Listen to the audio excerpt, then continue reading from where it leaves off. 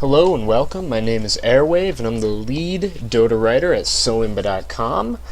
This is the first of many presentations that I'll be putting together over the next few months about becoming a better support player and a better DotA player in general.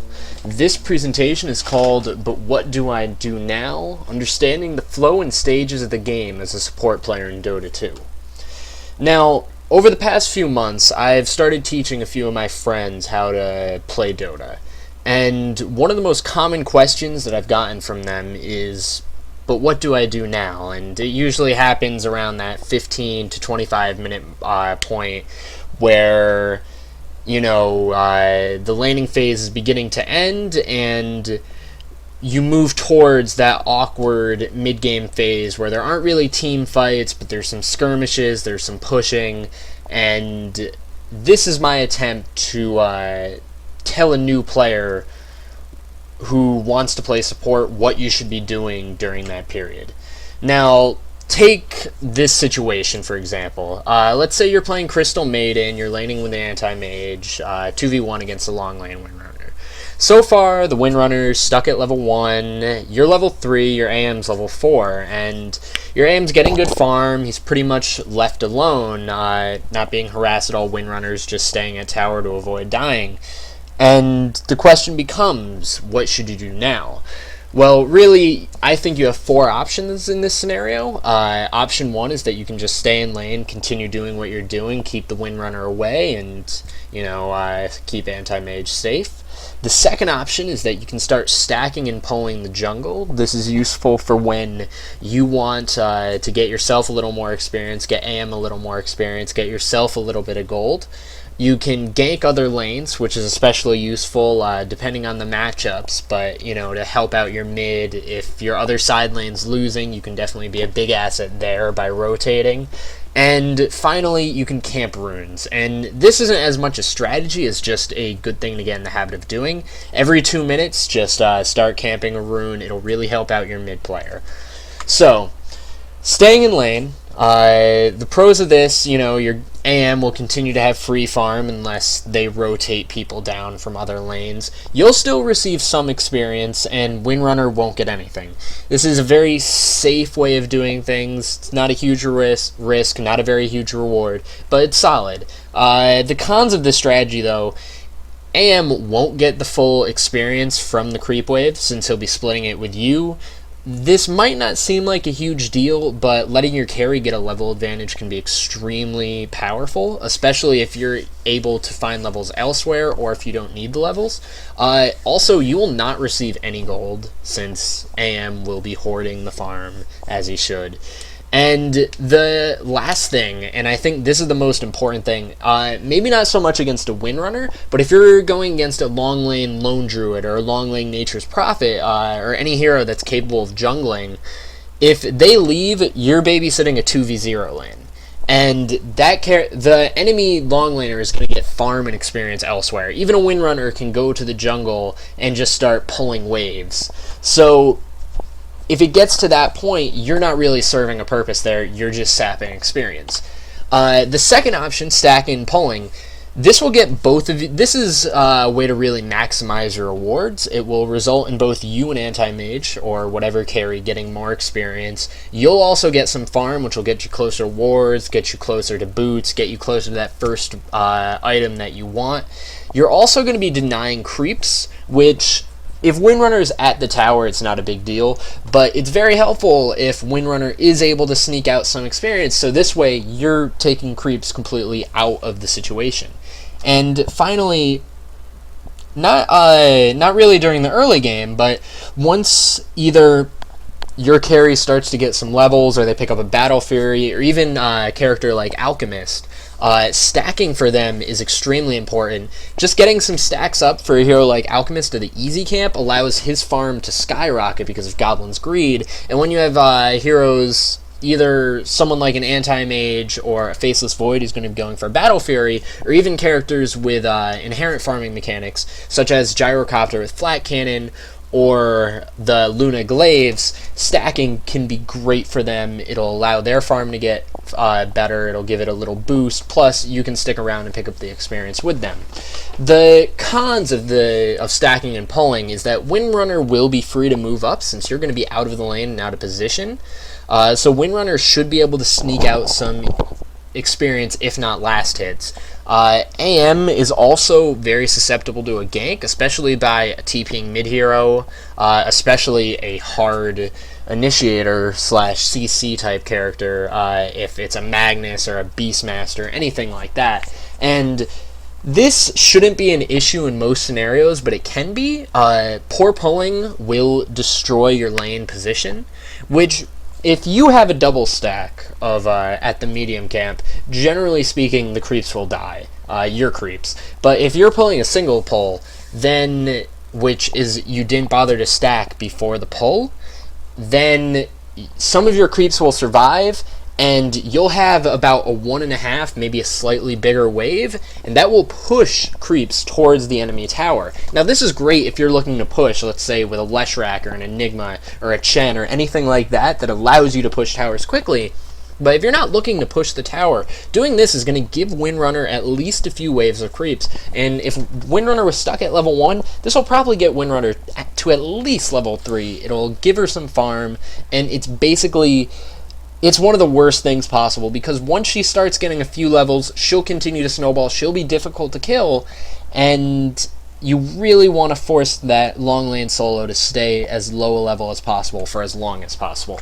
Now, the third thing that you can do in this situation is you can gank other lanes, and this is something that I rarely see lower level players do. Even mid-level players don't do it very effectively or as often as possible.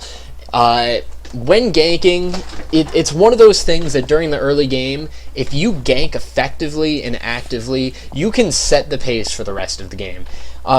Getting a gank mid will significantly help your mid, not only because it's, oh look, they died, I didn't, but most mid heroes, once they hit level 6, it's a big ultimate, and it's something that can either help in team fights or allow them to continue to dominate that mid lane and get their first big item. The other thing is when you gank and you roam, if the other team is afraid that you're going to show up, they're going to hug their tower. They're not going to go out of position to get a creep kill or some extra harass. So you're reducing enemy experience and farm just by being off the map.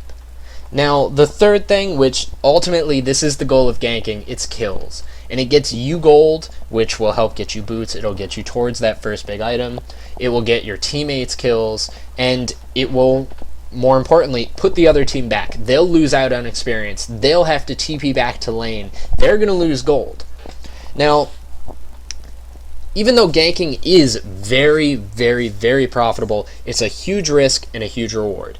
Now, the risk is that you're not going to be getting any experience while this is happening, but the worst thing possible is that your gank is going to fail miserably, and it's going to result in overextension or being out of position, and either you or somebody else on your team dying. So really the thing to keep in mind is that a bad gank trying to force a gank is worse than no gank at all. The final thing, camping runes, not so much a strategy as much as a very good thing to get in the habit of doing, especially if you're in a lane where it's a 2v1 or a 2v0. It'll allow your mid to keep rune control, and it will stop the other team from having any sort of rune control.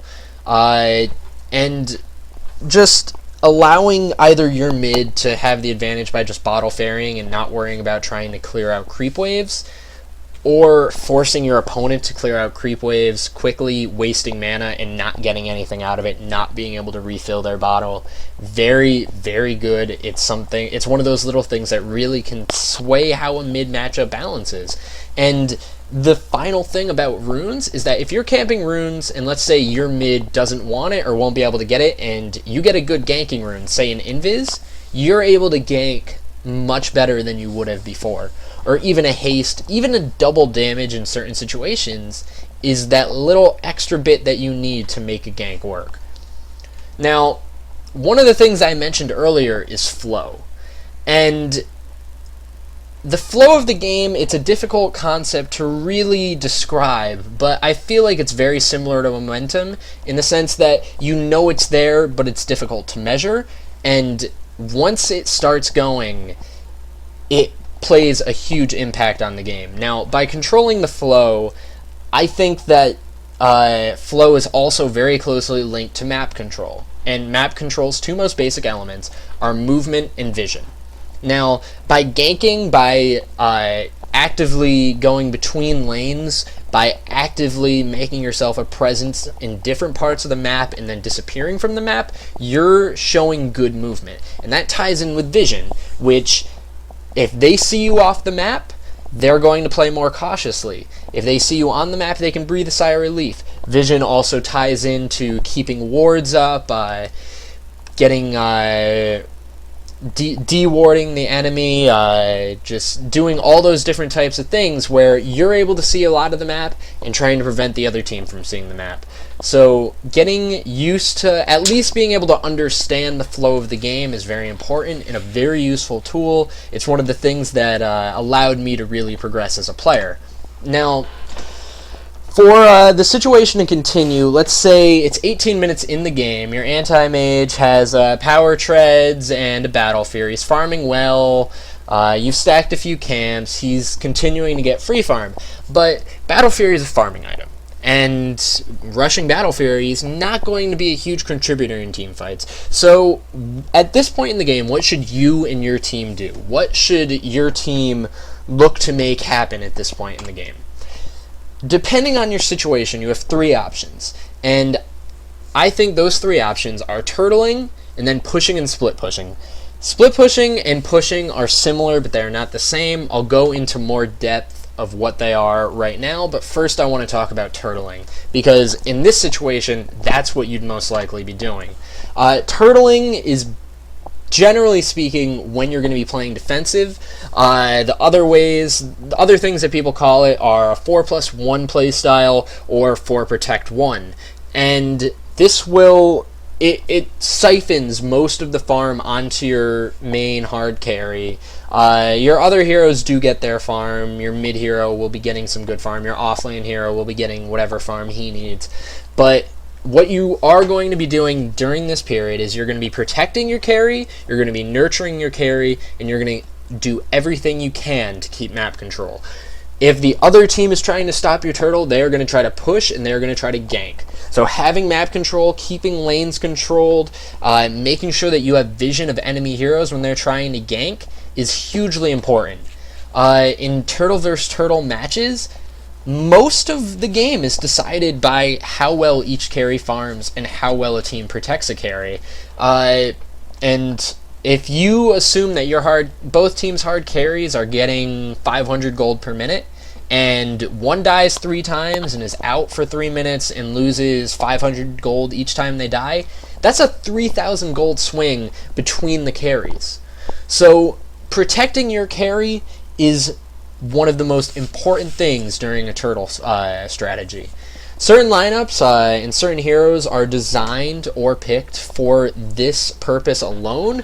Heroes like Earthshaker are fantastic at turtling, and also a hero like Queen of Pain is great because Quap can clear out lanes and quickly get out.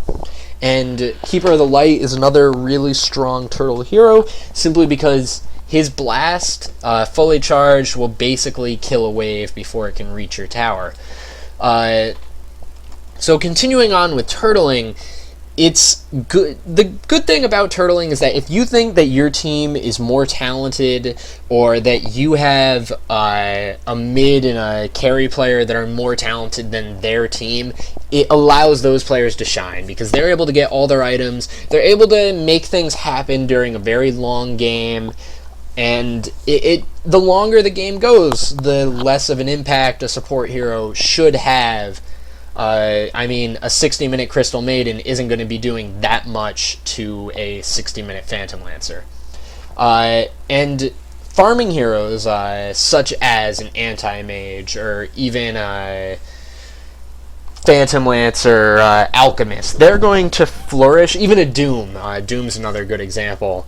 they're going to do well in this type of game because they're going to be able to clear the jungle quickly. They're going to they have alternative methods to get farm, and even items like Hand of Midas, they get stronger as the game goes on because the experience that you get continues to grow, the extra gold continues to grow. But turtling does have issues. My big problem with it is that you're putting all your eggs in one basket. You're saying that we're going to be playing for 50 minutes, we're not going to fight much until that 50-minute mark, and whomever wins that 50-minute team fight, whoever has more buybacks, is going to win the game. If you lose that fight at 50 minutes and you're not able to buy back and stop the push, they're going to take at least one set of racks, if not two, if not three, if not your entire base. Also, if you're not prepared, hard push lineups and split push lineups, especially ones that feature heroes like Nature's Prophet and Phantom Lancer, can cause massive problems. You need to be able to control the map. Getting an early gem isn't that uncommon in this type of situation, just so that you can have free and easy dewarding. And this is just a personal thing, but I think most support players agree with me. Playing a turtle style is usually very boring. It consists of lots of stacking and not a lot of action. Now, split pushing is the second strategy I'm discussing. It's very good with mobile carries such as active blinkers like Anti-Mage. Even Faceless Void can do it somewhat effectively. Nature's Prophet, although not a true blinker, with the teleport and a Shadow Blade is able to do the same thing. And illusion carries. So this means heroes like Phantom Lancer, Naga Siren, and even Spectre because of his ultimate. Supports like Wisp because of Relocate, and Keeper of the Lights, I forget what it's called, but the ultimate spell that allows him to recall, I believe, that brings you into a fight. With Wisp, you're going to be playing a 3+2, so you're going to have 3 heroes push one lane. Wisp and the carrier are going to push the other side lane, and Keeper of the Light will be a traditional 4+1, just channeling you into the fight before or when it's beginning to happen. Now, split pushing works by you're going to be pressuring 2 lanes at once. Generally, it'll be your carry in one lane continuing to push, while your other 4 heroes are going to be in the opposite lane trying to push. It makes it very difficult for the enemy team to respond because they have to choose between counter pushing, which usually means trading towers, and the split pushing team, because they have 2 lanes pushing in, it's generally advantageous for them, or the enemy team can address the push. And by doing this, they're going to be losing map control, they're going to be losing farm, and they're going to be forced to deal with a siege. Now, the enemy team, by addressing the push, they do have defender's advantage, but they're getting attacked from 2 sides, and they're losing out on farm. So a prolonged siege where you're able to keep map control, you're able to farm the jungle, you're able to keep pushing 2 lanes, it's going to be a very strong option for you, and it's going to give you, you should be able to grow on your lead.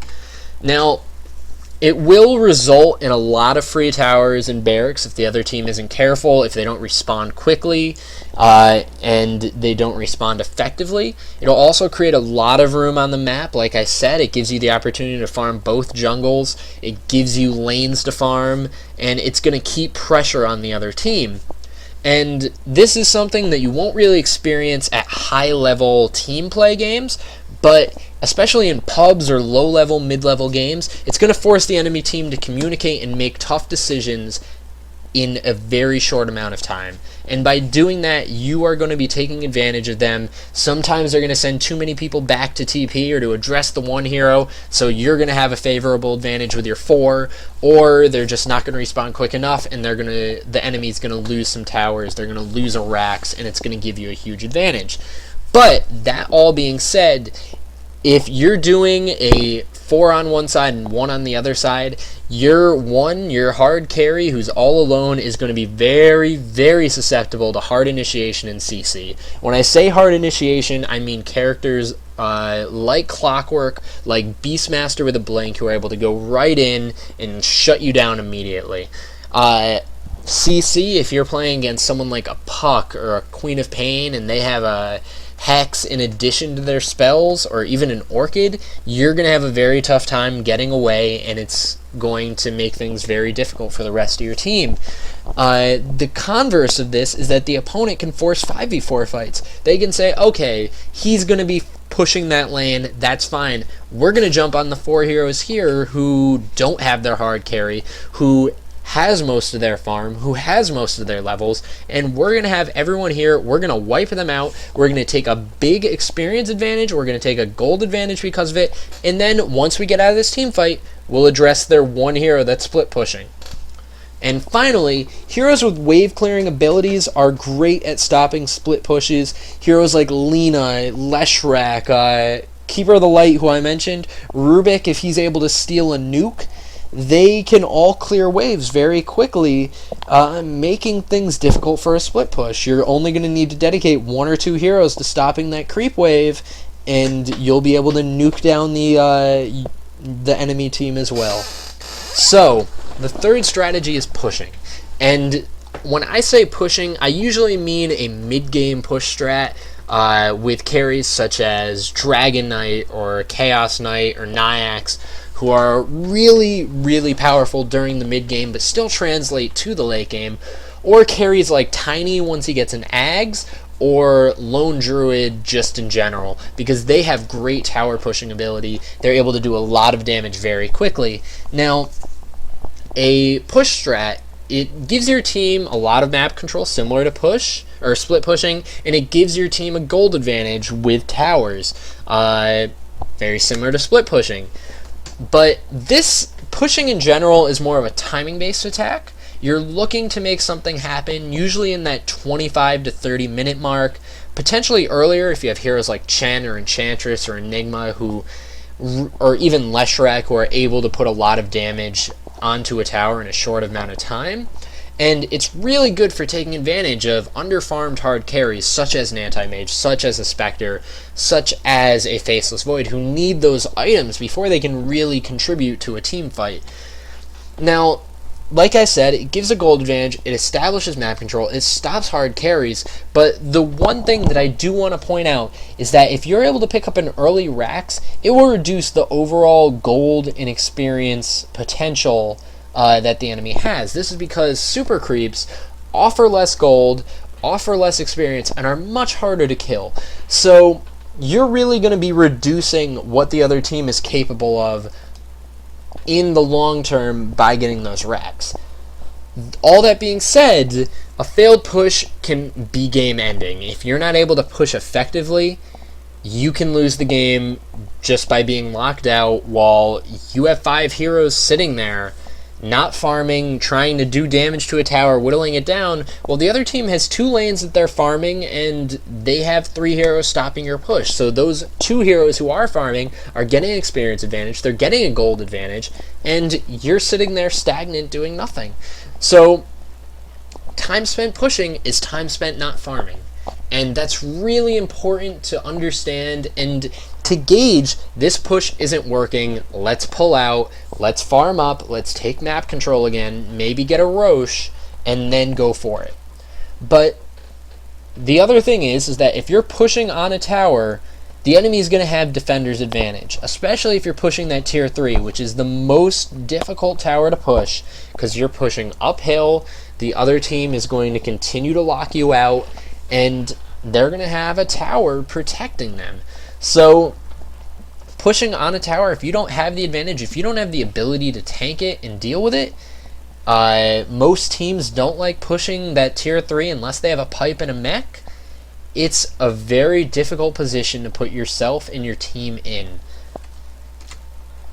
So in this situation, like I mentioned, I personally, up until Anti-Mage picked up that second big item, whether it's a Mantis Style, a BKB, a Heart, anything like that, I would just try to turtle it, and then once he gets that, you can move towards a split push. He's mobile enough where he can just blink into the jungle, blink into trees, TP away, but he needs a little something extra besides Battle Fury to give him that little extra oomph. Now, for me, I have 3 core concepts when it comes to supporting, and these are mentioned in order of importance.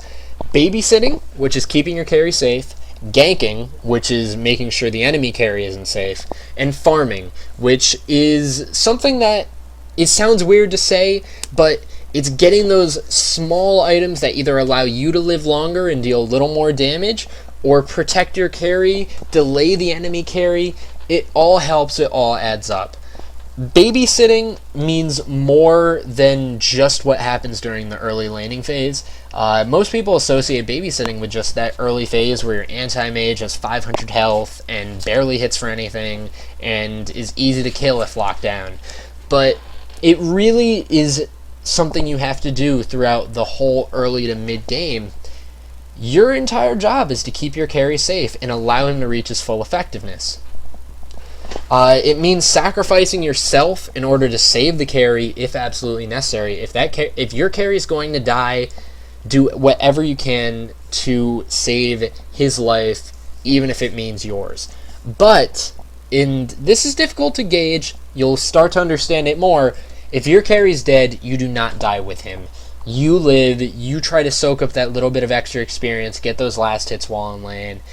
The only two exceptions that I can think of right now are Dazzle with Shallow Grave and Vengeful Spirit with her ultimate, which will swap. But those are two unique situations, and you're not always going to be playing those two. Now, in the mid-game, there's 4 things that you need to keep in mind. The first is warding. As a support, you're always going to be warding. Warding is extremely important, it's extremely potent, and it will keep your carry safe. It will prevent their carry from being safe. I will go more into warding in a later presentation, but just know that warding is it is the heart of support. If you ward well, your carry should always be safe. Now, staying safe, keeping safe. This is something that's a little different, but involves staying within, I'd say, shouting distance of your carry, usually hidden by fog, and just protecting him against ganks. You don't always have to do this, but if your carry's under-farmed, or if your carry's squishy, or maybe you don't have wards up, maybe they de-warded you, and you're not able to afford a new set of wards, or afford wards and sentries. So you're staying near your carry, and you're going to make sure that he gets all the farm and experience he needs in lane. Most times I like to stay out of experience range in this scenario because I think that the carry needs the experience more than I do. You can stay. The other thing is that you want to stay in fog because it allows you, A, to counter gank. If the enemy comes, you can just come out of nowhere and, oh look, they thought they had a 2v1, now it's a 2v2 plus whatever TPs you have, and it'll keep you safe. If you're out there and they see you, they can just focus you as a squishy support down immediately and be done with it and be happy. They got a kill, you're dead, and your carry is going to be scared off because, oh look, the enemies were just here 10 seconds ago. The third thing is stacking, and I mentioned this earlier, but stacking is hugely important, not just of the hard camps, but also of the ancients. Anytime you're in that area, I usually do it if I'm around there around 40 seconds. I'll stick around to make sure that the ancients get stacked. And over the course of a game, even if you're not stacking particularly well, let's say you stack the hard camp 5 times and you stack the ancient camp 5 times. That will be an extra around 2,100 gold going to your carry, along with about that much, or even more, in experience. So that'll give your carry an extra level or 2 at least. It'll give him an extra 2k gold, and that's from poor stacking. If you stack consistently and well, you can give your carry around 5,000, even more gold throughout the course of a game. Stalling a lane is something that you don't always have to do, but it basically means, at least to me, you don't nuke the lanes down. If your carry needs a safe lane to farm, you don't come in and use your nukes as Lina to get farm. You sit there, and if you're there and you're waiting for the carry to show up, you just auto attack for last hits and auto attack for denies. You don't sit there auto attacking, pushing the wave. You don't auto attack the ranged creep, because with the range creep is what really determines how the lane pushes. So you just want to keep the lane stagnant, and you don't want to force it up to a position where your carry won't be safe.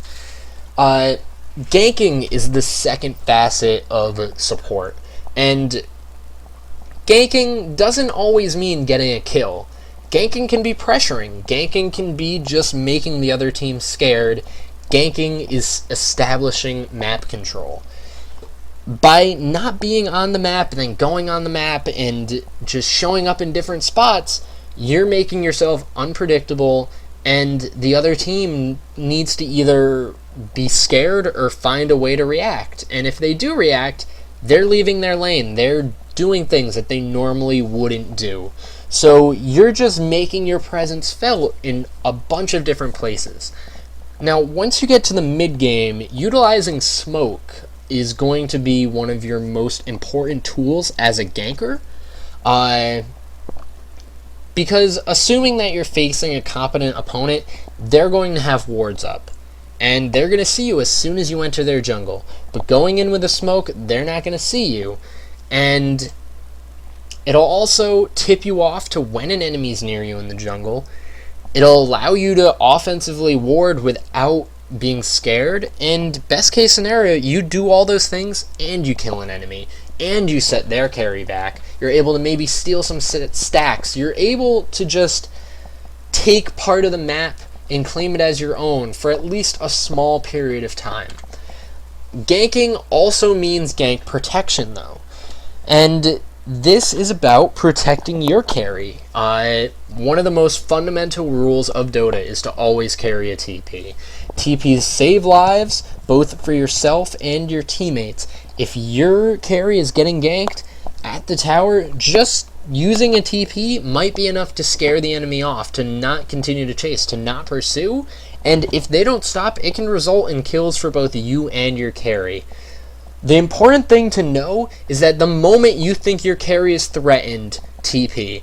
Don't second guess yourself, don't hesitate. It's better to waste 135 gold TPing to the tower than it is to TP 5 seconds late, have your TP not matter, and then have your carry die. That's one of the worst things that can happen. It's one of the worst case scenarios as a support. So make sure that the moment you think you should TP, do it. Don't hesitate.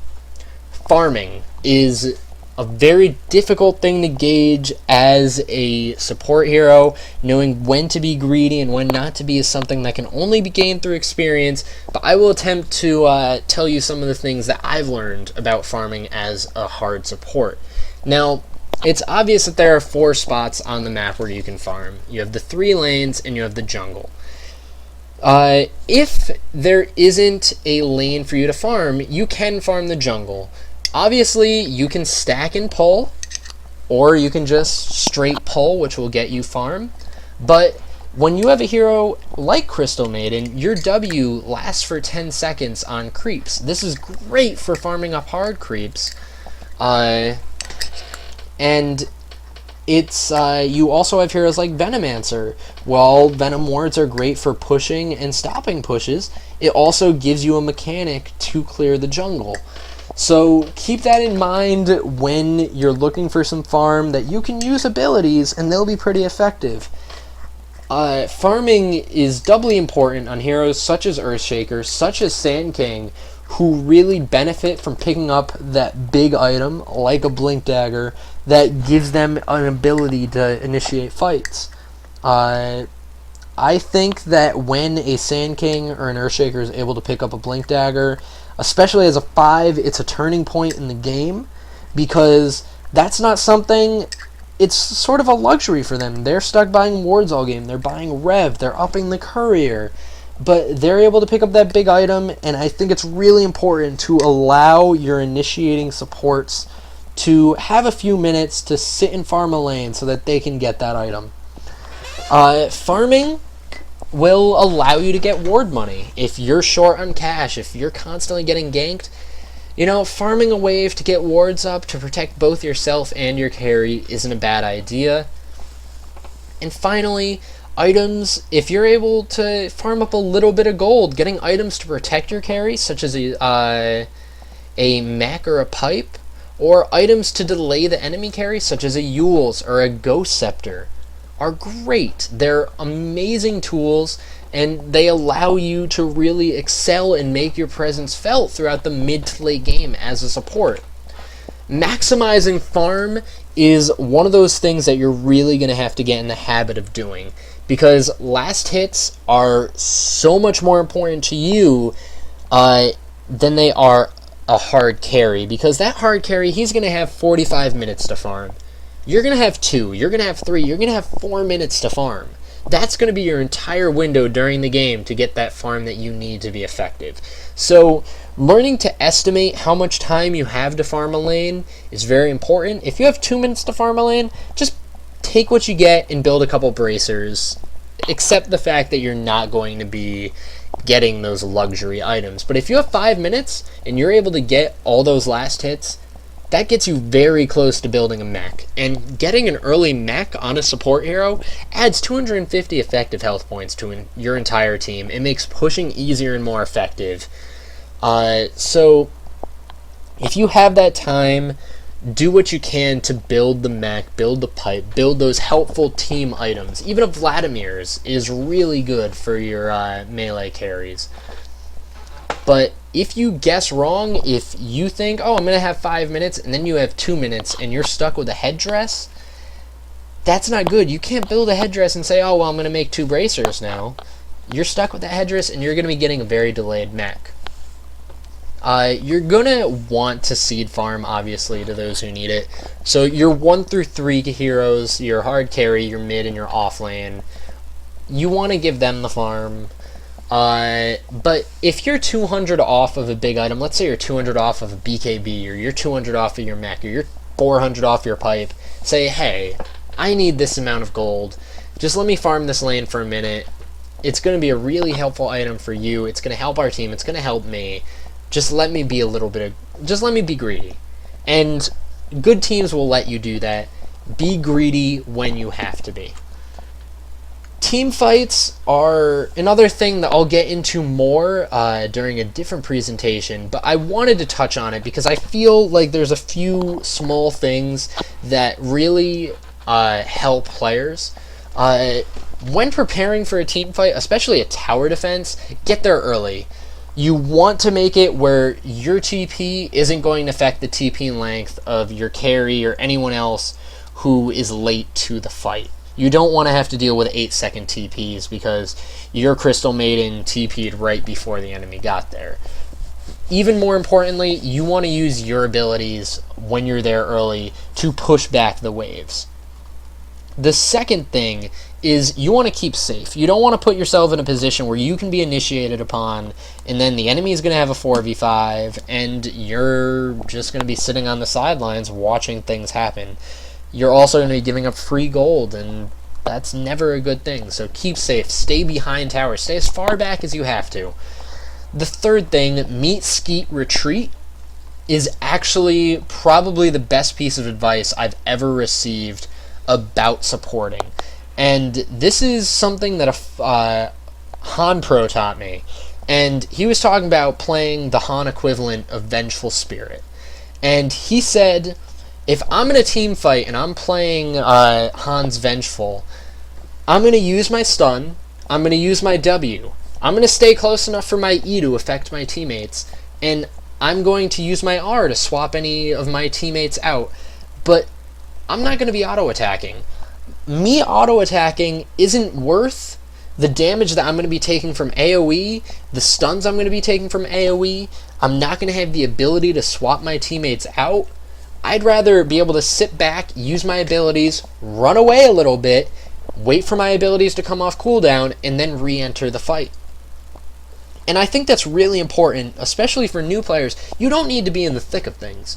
If you're playing Crystal Maiden, you're not going to be attacking very quickly. You're not going to be attacking for very much. You're going to be using your spells. You're going to be backing off a little bit, trying to help your teammates in whatever way is possible, but you're not going to be trying to soak up all this extra AoE damage.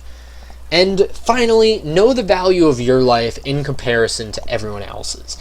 This might seem a bit common sense, but if you have to sacrifice yourself to ensure that the enemy carry dies or the enemy mid or whatever dies, do it. In most cases, your life is worth far less in that big team fight than the life of the carry or the mid or even their offlaner. So get in the habit. If you think that you'll be able to track that last person down who's just barely escaping, do what you have to do it, even if it results in you dying. Once again, the 3 core concepts of support as far as I'm concerned: babysitting, which is, once again, making sure that your carry is safe at all points in the game; ganking, which is about getting map control and pressuring the enemy carry so that he isn't safe, he isn't able to farm as much as he wants; and finally, farming, which I think is best put as protecting your carry with the items you get. So, just to summarize everything that I've put together in this presentation, I think the key points are that support players really have the ability to dictate the flow of the game by ganking, by taking map control, by forcing the other team to worry. You can really control the pace of a game, and by controlling the flow, you're able to execute your game plan. If you say, we have a lineup that works great at pushing at 30 minutes, and you do everything right with controlling the flow, with having map control, with ganking, your game plan is going to be looking pretty good. And as you get to that 30-minute mark, you're going to be looking at, okay, we had to do this, we had to do this, we had to do this, and each thing is going to have a check mark next to it. You've done everything right up until that point, and if you do everything right that your game plan wants to do, it's going to lead to victory. So, finally, if you are able to play support well, you will win games. Good support play, I think, is the single most important thing when it comes to winning games, in that even up to high tier games, having a good support player who's able to control the flow, who's able to get ganks and able to help other people win lanes, really will give you the opportunity to win all the time. So I just want to thank you guys for listening to this presentation. If you have any questions, if you have any comments, concerns, criticisms, if there's any topics that you want me to tackle in the future, let me know, and I'll be putting that on this YouTube. Please subscribe to the YouTube, like us on Facebook, check out the website, soimba.com, and it's been great talking to you guys. Signing off, this is So Imba Airwave.